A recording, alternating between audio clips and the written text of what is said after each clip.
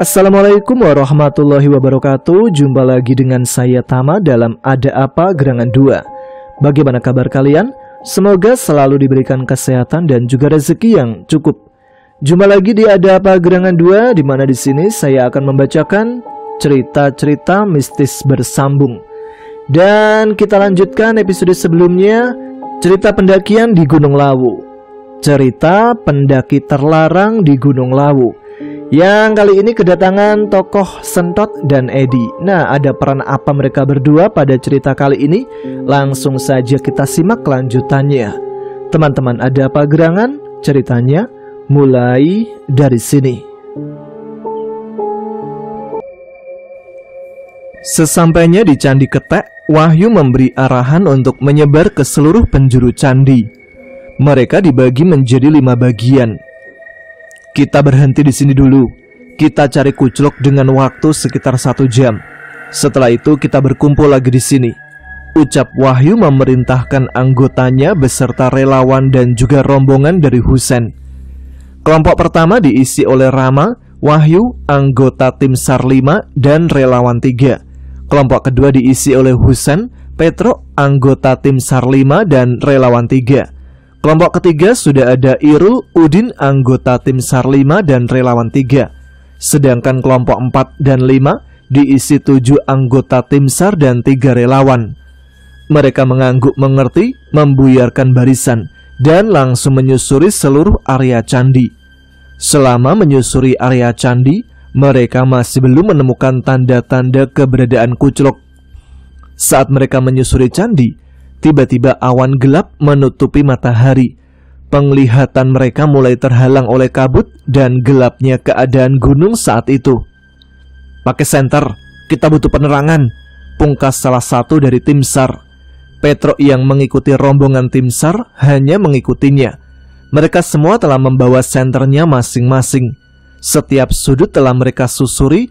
Hingga waktu sudah menunjukkan 1 jam lebih mereka telah mencari jejak kuclok.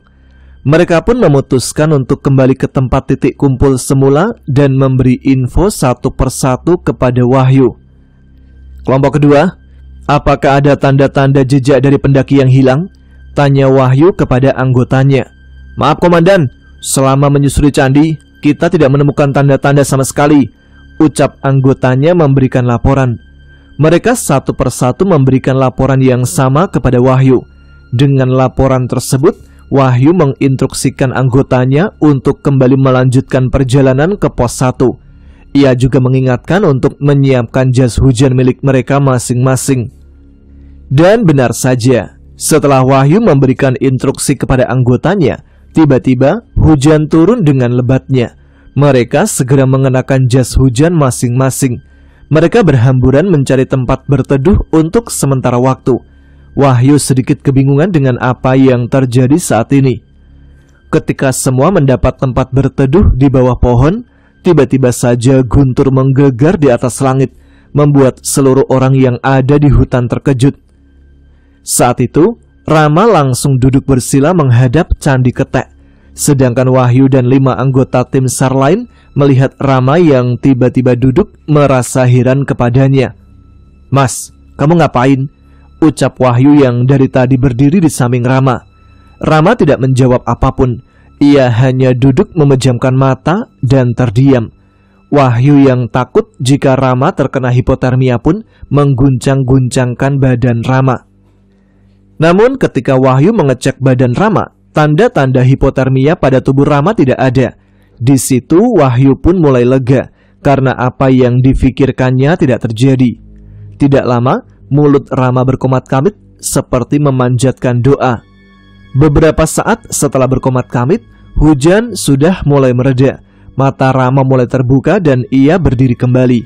Wahyu pun masih penasaran apa yang dilakukan Rama saat itu. Akhirnya Wahyu menanyakan apa yang telah terjadi kepada Rama. Mas, habis ngapain? Apa Mas juga punya ilmu supranatural? Tanya Wahyu. Iya pak, ilmu ini turunan dari leluhur. Dan tadi saya mencoba berdoa kepada Allah agar tidak hujan. Alhamdulillah dikabulkan, jawab Rama sambil tersenyum. Oh pantes, Saya merasakan ada yang berbeda pada Mas, ucap Wahyu. Rama hanya tersenyum dan memberitahu untuk segera melanjutkan perjalanan. Wahyu yang kini sudah mengerti akan Rama merasa lega, karena dengan begitu tidak akan ada gangguan dari makhluk lain yang akan mengganggu mereka. Namun bukan berarti Wahyu akan santai saja, karena apapun bisa terjadi kepadanya dan juga seluruh anggota yang ada di sana. Setelah hujan reda, mereka mulai berangkat kembali menyusuri hutan menuju pos 1. Saat perjalanan tidak ada halangan yang menyulitkan, meskipun jalannya licin dan kabut selalu menutupi pandangan mereka. Sesegera mungkin mereka menuju ke pos 1 supaya tidak kesiangan. Perjalanan yang mereka lalui kali ini tidak semudah pertama kali naik dari base camp menuju Candi Ketek. Mereka berjalan dengan trek yang basah, licin, terjal dan juga curam, membuatnya terus fokus dan waspada. Belum lagi ada relawan yang sering terjatuh karena terpeleset karena tanah yang licin. Beberapa saat kemudian sampailah mereka di pos 1. Mereka segera berkumpul di depan shelter pendakian untuk menunggu instruksi dari ketua tim SAR. Untuk semua anggota, seperti tadi kita akan dibagi menjadi 5 bagian. Lalu kalian menyebar ke seluruh hutan. Pesanku, tetap waspada dan jangan lupa untuk berdoa. Perintah Wahyu sebagai pemimpin. Semua anggota termasuk relawan dan juga teman-teman Rama ke barisannya masing-masing. Kelima kelompok tersebut meninggalkan titik kumpul dan mulai menyusuri segala penjuru hutan. Memang saat itu kondisi cuaca tidak mendukung dan kabut hitam juga sudah menutup seluruh hutan di Gunung Lawu. Ingat teman-teman, usahakan tetap fokus. Jangan sampai ada yang lengah dan juga ngelamun. Perubahan cuaca yang tidak menentu itu membuat pencarian menjadi sulit. Kita harus cepat sebelum cuaca berubah kembali, kata Ali, seorang relawan kepada anggota tim SAR yang lainnya. Husain dan tim SAR lain terus menyusuri hutan yang tebal dan suram. Tetapi sayangnya, mereka tidak menemukan keberadaan Kuclok, bahkan jejaknya pun tidak ditemukan. Meskipun mereka telah mencari cukup lama, Kuclok sepertinya tidak ada di hutan tersebut. Tim SAR mulai merasa cemas karena waktu terus berjalan dan cuaca semakin buruk. Beberapa jam setelah mencari Kuclok, akhirnya mereka memutuskan untuk kembali ke titik kumpul dan melaporkan segala yang telah mereka temui. Sesampainya di titik kumpul awal, satu persatu kelompok melaporkan segala hasil yang telah mereka kerjakan. Kelompok 2, apakah menemukan sesuatu? Tanya Wahyu kepada anggota tim SAR-nya. Maaf komandan, masih nihil, jawab ketua kelompok 2. Wahyu hanya manggut-manggut sambil memegang dahinya, seraya berpikir dan mendengarkan semua penuturan anggotanya. Bagaimana dengan kelompok 3? Tanya Wahyu beralih pada salah seorang anggota tim SAR yang menjadi ketua kelompok 3. Kami tadi sempat bertemu pendaki yang sedang turun, Pak. Katanya ada laki-laki yang turun membawa tas ransel besar, jawab ketua kelompok 3. Belum sempat Wahyu menerima laporan dari ketua kelompok 3, ketua kelompok 4 memotong pembicaraan Wahyu dengan ketua kelompok 3. Maaf, saya potong untuk mempersingkat waktu. Apa saya boleh bicara? Tanya ketua kelompok 4. Ya, silakan. Kami kan mendapatkan tempat paling atas, jadi kami tahu pendaki yang naik dan turun, jawabnya. Bagaimana maksudnya? Saya tidak mengerti, ujar Wahyu. Jadi gini Pak, sebelum pendaki yang turun tadi menceritakan ke kelompok 3, mereka menemui kami lebih dahulu dan sempat kami tanyakan kepadanya. Kami juga melihat pendaki berjalan sendiri membawa tas ransel besar. Ketika kami dekati, ternyata dia itu bukanlah orang yang kita cari Pak, tukas ketua kelompok 4. Setelah semua cerita tentang apa yang dilihat dan dilaporkan kepada Wahyu, Wahyu pun kini mulai mencerna dan memutuskan untuk menjalankan misi pencarian selanjutnya. Baik, dari semua laporan bahwa kesimpulannya kita belum menemukan jejak adanya Kuclok, lebih baik kita segera menuju ke pos 2, ucap Wahyu memberikan perintah. Semua anggota dan seluruh relawan menyetujui dengan keputusan Wahyu. Mereka dengan cepat membubarkan barisan dan segera untuk melanjutkan pencarian. Setelah melakukan pencarian di lingkungan sekitar pos 1, Husain dan tim SAR tidak menemukan jejak atau petunjuk tentang keberadaan Kuclok. Mereka merasa cemas karena Kuclok belum ditemukan. Dengan begitu, Wahyu akhirnya mengambil keputusan untuk melanjutkan pencarian di pos 2. Tim SAR segera bergerak ke pos 2, menyusuri jalan seraya memeriksa keadaan sekelilingnya. Mereka menempatkan diri di jalan menuju ke pos 2 dan memperhatikan setiap jejak yang terlihat. Husain dan tim SAR terus melakukan pencarian, memeriksa setiap sudut dan tempat yang memungkinkan menjadi tempat Kuculuk berada. Tim SAR memperluas pencarian ke area yang diduga menjadi rute melintasi hutan dari pos 2. Wah, Ed, rame, ada tontonan. Bukan, Tot, kayaknya ada sesuatu yang serius. Apa itu? Kita cari tahu dulu. Edi dan Sentot yang masih berada di dalam mobil melihat keadaan di base camp pendakian terlihat ramai orang. Edi pun memarkirkan mobilnya dan turun untuk mencari tahu. Dia berjalan dan bertanya pada salah seorang warga yang sedang duduk di depan warung. Ngapunten, Pak, ini ada apa ya, Pak? Kok rame-rame? Pendakian ditutup, Mas. Ada pendaki yang hilang lagi dicari. Pendaki hilang, Pak?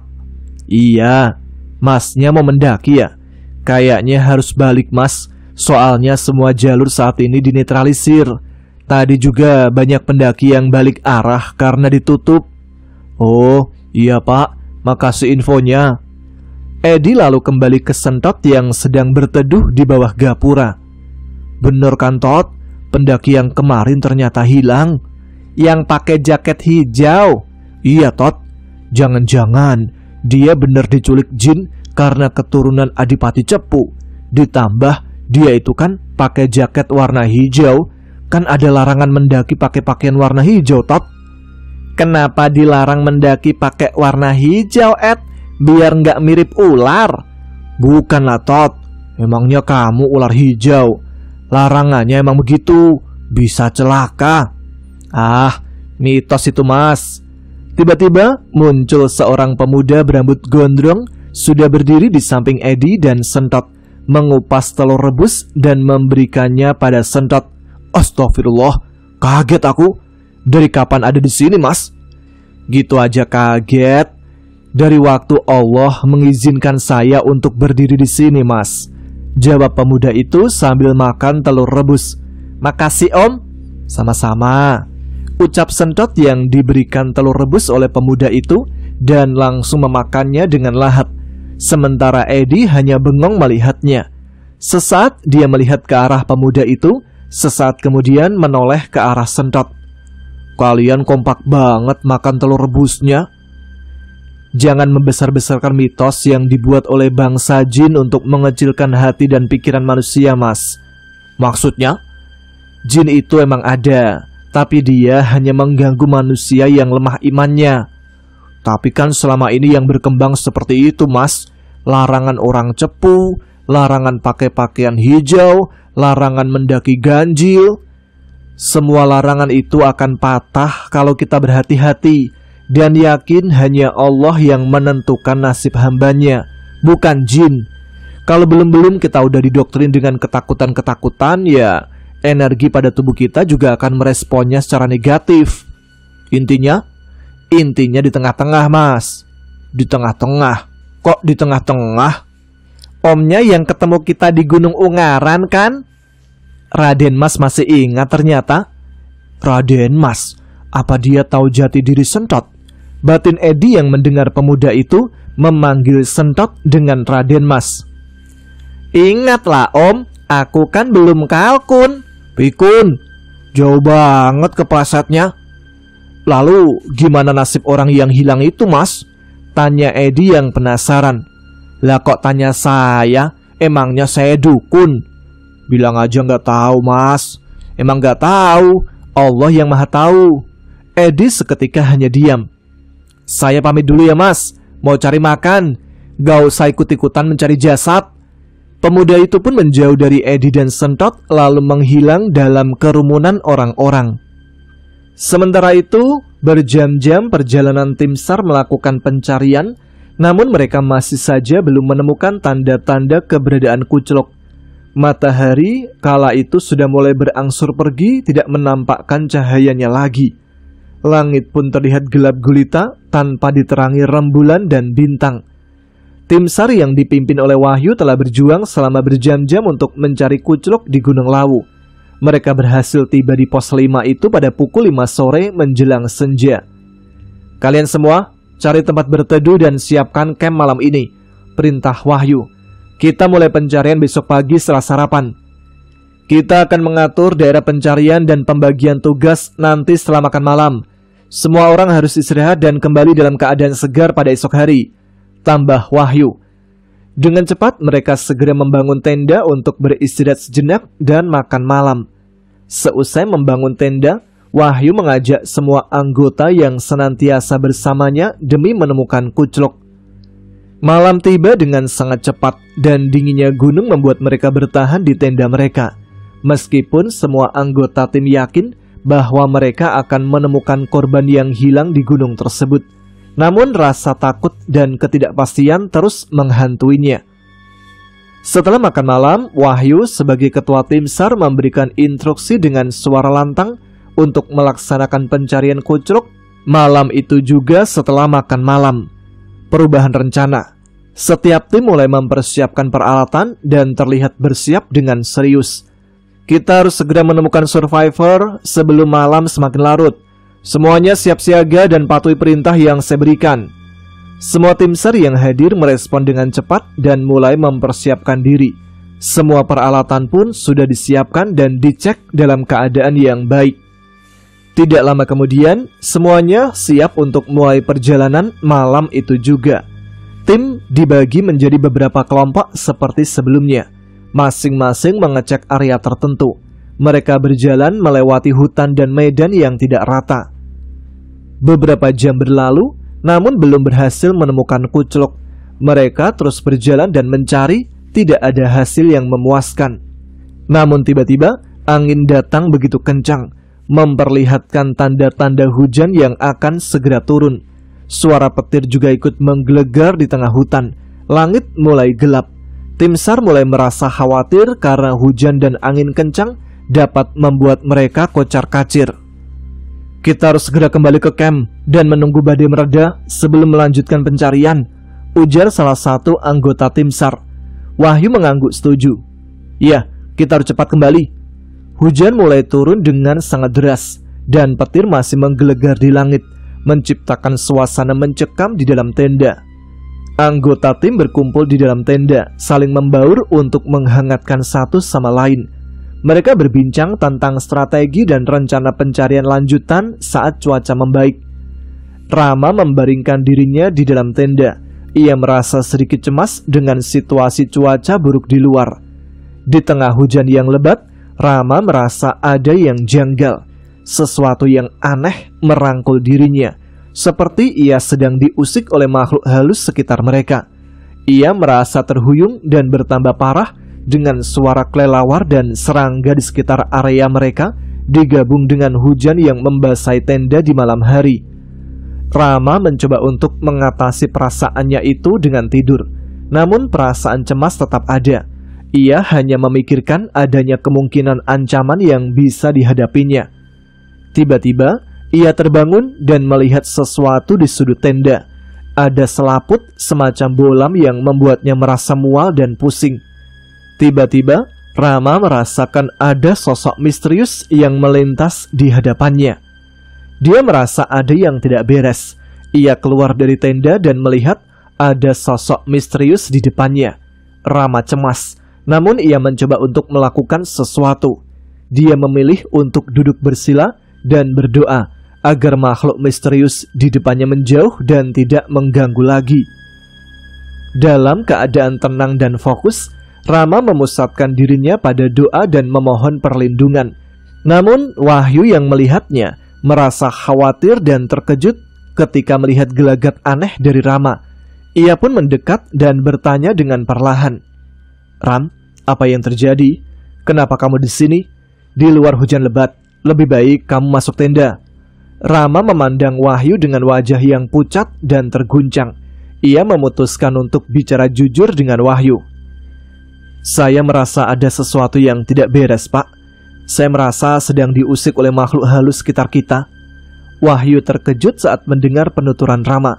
Ia khawatir jika terjadi sesuatu kepada anggota serta relawan dan rombongan yang ikut mencari keberadaan Kuclok. Baik, mungkin kamu ceritakan nanti saja. Di luar sedang hujan, kita masuk tenda lebih dulu dan tenangkan diri agar bisa lebih konsentrasi. Rama pun mengikuti perkataan Wahyu dan berjalan memasuki tenda. Suara angin dan hujan lebat mulai menjadi-jadi, membuat semua yang ada di tenda merasa ketakutan. Angin yang berhembus itu membuat tenda mereka bergoyang-goyang diterpa angin dan hujan lebat. "Pak, apa yang kita lakukan?" ucap salah satu anggota. "Pegangi tendanya sama-sama, jangan sampai rubuh," teriak Wahyu memberikan instruksi. Mereka dengan bersamaan memegangi tenda tersebut dengan begitu erat. Mereka sudah tidak peduli dengan barang yang acak-acakan karena diterpa angin dan air hujan yang sedikit masuk tenda. Di tengah kecemasan mereka, terdengar suara wanita tertawa terkekeh ketika melihat kecemasan para anggota tim SAR. Kalian dengar suara orang ketawa nggak?" tanya salah seorang dari mereka. "Udah, jangan didengar. Yang penting fokus sama tendanya. Bisa-bisa kita terbang ini kalau kita nggak fokus," jawab rekannya agar tetap fokus. Semua orang di dalam tenda berseru dengan panik. Angin kencang menerpa tenda mereka. "Wah, badai, ngeri malam ini," ucap salah seorang dari mereka. "Apa kita harus tetap di sini?" celetuk yang lain. "Tidak ada tempat lain yang terlindung, kita harus bertahan." Namun badai itu terus menerpa tenda mereka. Air hujan merembes dari celah-celah dan membuat tenda basah. Suara angin kencang dan dahan pohon yang roboh terdengar cukup dekat. "Gak bisa ditahan lagi, ayo keluar." Mereka mengambil keputusan. Tanpa merenungkan apa-apa, mereka menarik tas keluar tenda, membiarkan tenda itu terbang dengan angin. Mereka lari berhamburan tanpa arah dan tujuan. Yang mereka pikirkan hanyalah menyelamatkan diri masing-masing. Ada yang berusaha berlindung di bawah pohon, namun hujan yang lebat semakin memperburuk situasi. Sesaat kemudian, mendadak seorang kakek muncul di hadapan Rama dan teman-temannya. Kakek itu hilir mudik di antara semak-semak tanpa tujuan. Suara pijakannya sepertinya menarik perhatian mereka. Kakek itu mungkin bisa bantu kita," kata Rama, memutuskan untuk mengejar kakek tersebut. "Ram, kamu kemana?" tanya Husen. "Di sana ada kakek-kakek, ayo ikuti, siapa tahu itu petunjuk," jawab Rama mengajak teman-temannya. "Kakek-kakek, kakek setan kali." Mereka pun mau tidak mau mengikuti kakek itu dan mendapati bahwa kakek itu sedang menuju ke sebuah tempat yang terdapat pintu gua. "Kakek itu masuk ke gua, tapi setidaknya gua itu bisa menjaga kita terhindar dari badai," ujar Rama kepada teman-temannya. "Kamu yakin, Ram? Apa ini nggak akan bahaya?" tanya Husen. "Nggak perlu takut, kakek itu sepertinya ingin menolong kita," jawab Rama. "Itu kakek setan kayaknya, Ram." "Hus, apapun itu, yang penting kita selamat." Setelah kita masuk dan melihat keadaan dalam gua, kita baru ajak para tim SAR ke sini juga, kata Rama meyakinkan. Mereka pun masuk ke dalam gua itu tanpa ragu dan mencari beberapa dahan kayu di sekitar gua untuk menyalakan api unggun yang bisa menghangatkan tubuh mereka. Terlihat seperti tempat yang nyaman dan aman, dan mereka pun bisa bernafas lega.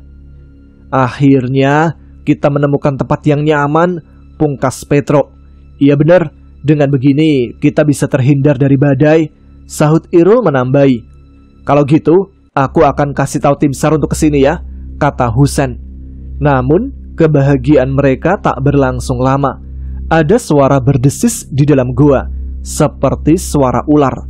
Saat mereka mulai berpikir untuk kembali keluar, tiba-tiba ada sesuatu yang muncul dari dalam gua. "Apa ini? Kayak ada suara desis ular." "Iya, aku juga dengar," sahut Petro. Saat mereka mencari keberadaan suara desisan itu, tiba-tiba Udin melompat mundur terkejut. "Sialan, ular raksasa!" seru Udin sambil menunjuk ke arah lubang gua sebelah kanan mereka. "Besar banget ularnya," ucap Petro ketakutan dan langsung memeluk Irul. "Gimana ini?" tanya Husen khawatir dimakan ular tersebut. "Semuanya diam, jangan bergerak. Tahan nafas sekuat mungkin. Mohon semua jangan panik, ujar Rama kepada teman-temannya. Mereka pun terpaksa mengikuti arahan dari Rama untuk menahan nafas. Ular itu berjalan mendekati Rama dan teman-temannya. Semakin lama, ular itu semakin mendekat. Muka mereka sudah memerah menahan nafas dan ketakutan melanda mereka. Lama-kelamaan, ular itu pergi keluar gua dengan pelan. Beruntung saat itu ularnya tidak sampai melihat mereka. Mungkin aja ada manusia di sini. Ngapain mereka ke sini? Iya, kata Biyung, jangan sampai ada manusia yang melihat kita. Kalian dengar suara-suara kecil itu enggak? Ucap Petro yang ketakutan ketika mendengar suara misterius tanpa wujud. Petro terlihat semakin gelisah. Mukanya memerah dan menjepit hidungnya agar bisa menahan nafas. Tidak lama kemudian terdengar suara Petro yang buang angin dan mengakibatkan tercium bau busuk saat itu juga. Meskipun hidung mereka dicepit dengan tangan masing-masing, namun bau busuk itu masih tercium. Mereka saling memandang ke arah Petro dengan raut wajah kesal. Petro hanya tersenyum dan menganggukkan kepala. Untung ular itu udah keluar ya. Tapi Tro, belakang kamu itu apaan? Petro lalu melihat ke belakang, di mana di sana ternyata ada seekor ular kecil berwarna hitam yang tergeletak seperti mati. Tro, ular mati Tro? Bukan, ularnya cuma pingsan gara-gara mencium bau busuk kentutnya Petro, kata Rama. Wah, kasihan, anak ularnya jadi lemes tuh. Petro lalu mengambil sebatang ranting dan mengangkat anak ular itu dengan ranting yang dipegangnya. Lalu dia mengangkat anak ular itu dengan ranting dan ditaruh di semak-semak luar tenda. Kok ditaruh di sana, Tro? Biar dapat udara segar. Kalau gitu, aku akan menjemput tim SAR untuk berlindung di sini ya, ucap Rama. Aku ikut Ram, ucap Udin mendekati Rama. Rama mengangguk dan berjalan meninggalkan Husan, Petro, dan juga Irul. Untung mereka berdua sebelumnya mengantongi senter. Dengan begitu mereka tidak susah untuk berjalan menuju mulut gua yang masih terlihat gelap. Sesampainya di mulut gua, Rama dikejutkan oleh datangnya angin yang berhembus kencang meniup mereka berdua. Saking kencangnya angin itu, membuat Rama dan Udin berpegang pada batu besar di sebelah kanan Rama. Rama dan Udin menahan tubuh mereka agar tidak terpental oleh angin kencang tersebut. Tiba-tiba saja, mulut gua tersebut longsor hingga menutup pintu gua itu. Mereka berdua terkejut dan khawatir jika mereka tak bisa keluar dari dalam gua itu. Angin kencang berhenti, tidak masuk ke dalam gua, akibat gua telah tertutup rapat. Udin dan Rama ketakutan. Ram, gimana ini? Kita kejebak ini. Gak tahu Din, aku gak tahu apa yang harus kita lakukan, ujar Rama sambil memegang kepalanya, nampak seperti orang kebingungan. Beberapa menit kemudian, Husan, Petro, dan Irul berlari mendekati Rama dan Udin. Mereka bertiga juga terkejut setelah melihat mulut gua tertutup. Mereka menghampiri Rama dan Udin yang saat itu mendengar gemuruh longsor dan angin kencang masuk ke dalam gua. Husan mencoba menenangkan semua orang. Tenang, kita bisa cari jalan keluar lain. Ayo, kita sama-sama mencari jalan lain untuk keluar. Rama menanggapi. Iya betul, kita harus tetap tenang dan mencari jalan lain. Ada banyak terowongan di gua ini sepertinya. Kita pasti bisa menemukan jalan keluar. Mereka pun mulai mencari jalan keluar dengan hati-hati. Mereka berjalan selama beberapa jam dan mengelilingi gua. Tiba-tiba, mereka menemukan sebuah terowongan yang belum pernah mereka lihat sebelumnya. Terowongan yang sangat sempit dan gelap. Namun, sebelum mereka melangkah masuk, tiba-tiba terdengar suara gemerincing lonceng kecil dan suara langkah kaki. Baiklah, sampai di sini dulu episode kali ini. Kita akan lanjutkan cerita pendaki terlarang Gunung Lawu pada episode selanjutnya. Terima kasih untuk teman-teman yang sudah menyimak. Terima kasih atas semua support yang sudah diberikan. Jangan lupa tuliskan komen, tunjukkan eksistensi kalian. Dan sekarang saya Tama harus pamit. Kita jumpa lagi di episode selanjutnya. Terima kasih sekali lagi, tetap semangat, jaga kesehatan. Wassalamualaikum warahmatullahi wabarakatuh.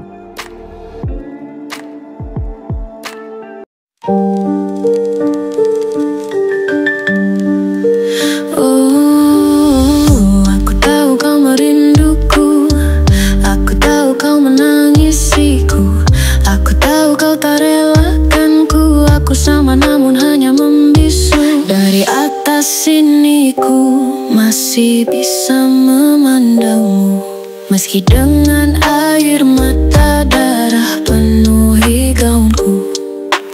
Gaun putih ini perlahan memerah seiring ku tak tentu arah. Gaun putih ini perlahan lusuh seiring kau dan aku jauh. Di jalan ini, di antara ilalang tinggi, kau pernah membawa diri ini. Di jalan ini pula tubuhku mereba berdarah mati dan mereka lari.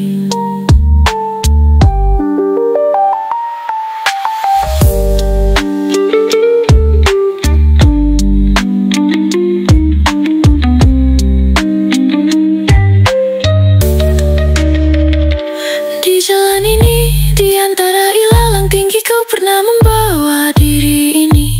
Di jalan ini pula tubuhku mereba berdarah mati dan mereka lari. Di jalan ini, di antara ilalang tinggi, kau pernah membawa diri ini. Di jalan ini pula tubuhku mereba berdarah mati dan mereka lari. Di jalan ini, di antara ilalang tinggi, kau pernah membawa diri ini. Di jalan ini pula tubuhku mereba berdarah mati dan mereka lari.